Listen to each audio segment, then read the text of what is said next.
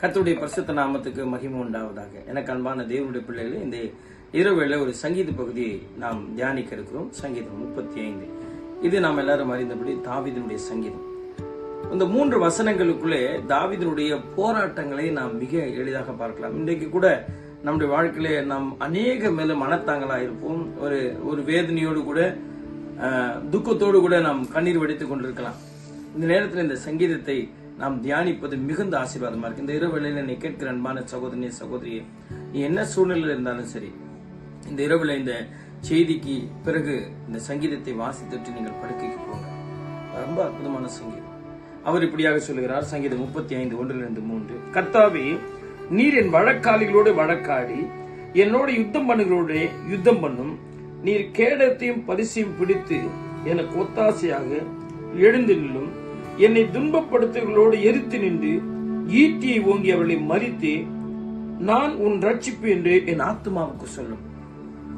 எனக்கு அன்பான தேவனுடைய பிள்ளைகளே, நான் நிறைய நேரங்களில் என்ன நினைக்கிறோம்னா, தேவன் நம்முடைய வழக்காளிகளோடு வழக்காடுவார், நம்மோடு யுத்தம் செய்களோடு அவர் யுத்தம் செய்வார், நம்மோடு எதிர்த்து நிற்களோடு கர்த்தர் எதிர்த்து நிற்பார் என்றெல்லாம் நமக்கு எதிர்த்து நிற்க வேண்டும் என நாம் விரும்புகிறோம்.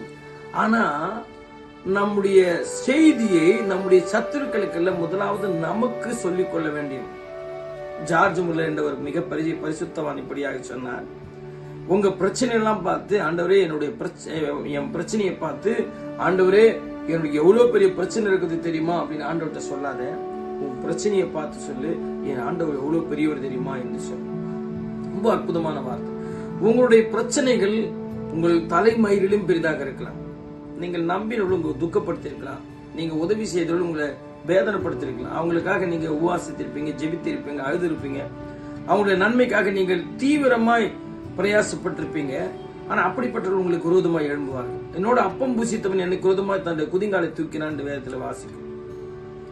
நான் இவனுக்காக உபவாசி ஜெபிச்சேனே, இவனுக்காக இவ்வளவு நன்மைகளை செய்தேனே, இவன் எதுக்கு எதிர்த்து நிற்கிறானே என்று நீங்கள் ஒருவேளை இந்த நேரத்தில் அங்கலாய்த்துக் கொண்டிருக்கலாம். என் வேதம் சொல்லுகிறது, ஒரு வழக்காளிகளோட கர்த்தர் வழக்காடு. இவர் கேட்கிற, ஆண்டவரே என் கேஸ் விஷயமா நீங்க கொஞ்சம் வழக்காடுங்க ஆண்டவரே.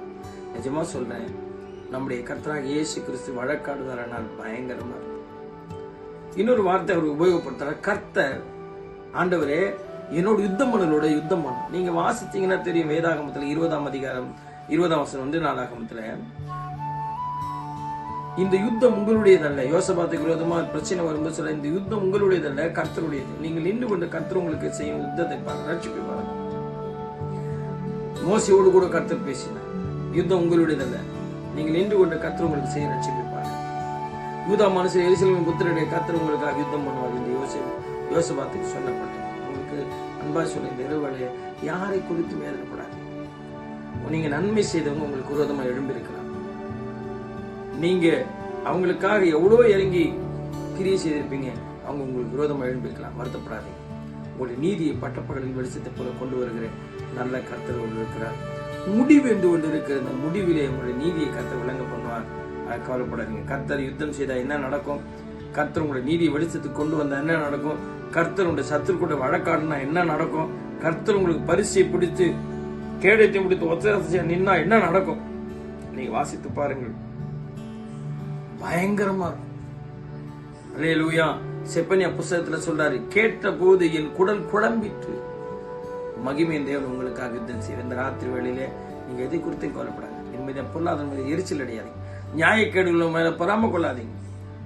ஆசாபு சொல்ல, துன்மார்க்குடைய வாழ்வை பார்க்கும்போது வீம்புக்காரர்கள் மேல் நான் பொறாமை கொண்டேன், அவங்களுக்கு பிரச்சனையே இல்லை, நான் விருதாவாகவே என் கைகளை கழுவுகிறேன், ஆனா முடிவிலே என்று எழுதுகிறார். எனக்கு அன்பான தேவனுடைய பிள்ளைகளே, யாரு மேலேயாவது மனத்தாங்களோடு மனவேதனோடு இந்த இரவில் நீங்கள் இருப்பீர்களா? ஐயோ, இந்த குடும்பத்துக்காக, இந்த சகோதரனுக்காக, இந்த சகோதரிக்காக நான் எவ்வளவு நன்மை செய்தேன், என்னை ஒரு பொருட்டாவே அவங்க நினைக்காம இருக்கிறாங்களே, என்னுடைய நீதி எல்லாம் மறந்து போனார்களே, அவர்களுக்காக நான் பட்ட பிரயாசங்கள்லாம் வீணா போச்சு, இவளுக்காக நான் உபவாசி தழுது என் கண்களை குழி விழுந்து போயிட்டு, என் குடலெல்லாம் வயிறெல்லாம் சுருங்கி போயிடுச்சு, இந்த குடும்பத்துக்காக, இந்த சகோதரனுக்காக, இந்த சகோதரிக்காக, இந்த பிள்ளைக்காக நான் எவ்வளவு கஷ்டப்பட்டிருக்கேன், அவங்களாம் மறந்துட்டாங்களே என்று நீங்க நினைத்து வேதனைப்படலாம். உங்க கேஸ நம்முடைய கர்த்தராக இயேசு கிறிஸ்து இன்றைக்கு ராத்திரி கரத்தில் எடுக்கிறார். கர்த்தர் உங்களுக்கு யுத்தம் செய்யும் போது நான் சொல்ல பயப்படுகிறேன்,